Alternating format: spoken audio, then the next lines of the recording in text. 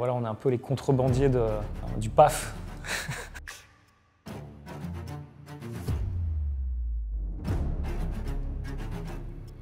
Donc on était en 2024 et on se posait la question quelle campagne va suivre en 2025, surtout qu'à ce moment-là on est en plein dans la diffusion en télé de la campagne du pouvoir d'achat, pouvoir du chat en mode super-héros, et on se dit il faut qu'on fasse encore mieux si c'est possible, et en même temps avec un objectif différent, c'était celui de montrer que Feu Vert est une destination universelle pour tout type de véhicule et aussi avec un positionnement très ancré et très avantageux. Bon alors si on pitch ce film, en fait, qu'est-ce qui se passe? C'est vraiment la folie. En fait, on voit des ombres qui survolent la ville.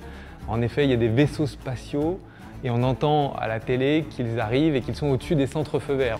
Et en fait, ils viennent pas pour nous envahir, non, ils viennent pour faire réviser leur vaisseau il y a quelques années.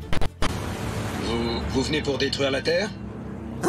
Non mais t'es ouf mec! On vient pour la révision de notre vaisseau, vous êtes 36% moins cher! Non, c'est cool, ils viennent pour la révision. Feu Vert est ultra compétitif, donc la meilleure démo qu'on pouvait faire, c'est que ça intéresse aussi des clients qui ne sont pas forcément... voilà, on pense global. C'est plus que la mondialisation. Avec une révision en moyenne 36% moins chère, qui ne viendrait pas chez Feu Vert? Pour faire monter la sauce en médias, on a pris un parti pris, c'est si les extraterrestres arrivaient vraiment sur Terre, comment on ferait? Petit 1, il y aurait un badaud qui prendrait une photo et qui la diffuserait sur les réseaux sociaux, donc on a fait ça avec de la micro-influence. Petit 2, la PQR dirait il s'est passé quelque chose près de chez vous. On a fait module de in en PQR, rendez-vous dans un article un peu plus loin dans le journal. Et on a créé toute une scénarisation sur les réseaux sociaux avec un compte à rebours, avec des conversations sociales de notre community manager et de celui de Feu Vert.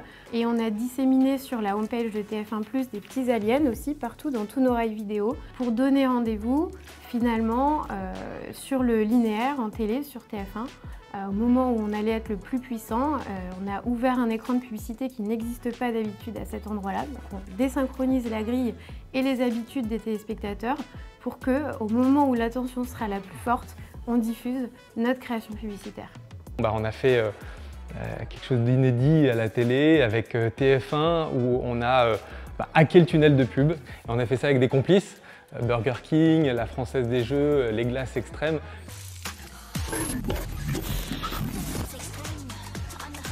Et la force du hacking d'écran aussi, c'est de réussir à trouver le bon équilibre entre les ambitions d'une agence créa comme Buzzman, qui veut frapper vraiment un gros coup, qui veut frapper fort, la ligne éditoriale de TF1 et les attentes des téléspectateurs. Et donc trouver un juste milieu pour avoir un contenu de marque vraiment impactant et fun.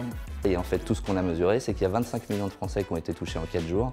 Il y a 100 000 commentaires sur la somme des réseaux sociaux si on prend les influenceurs, les médias et tout ce qui s'est passé sur les réseaux sociaux. Et évidemment, il y a un hacking qui se passe à 20 h sur TF1, sur le journal du jour où le PSG a gagné. Donc des très fortes audiences sur TF1 ce soir-là et un contexte canon pour une opération de marque.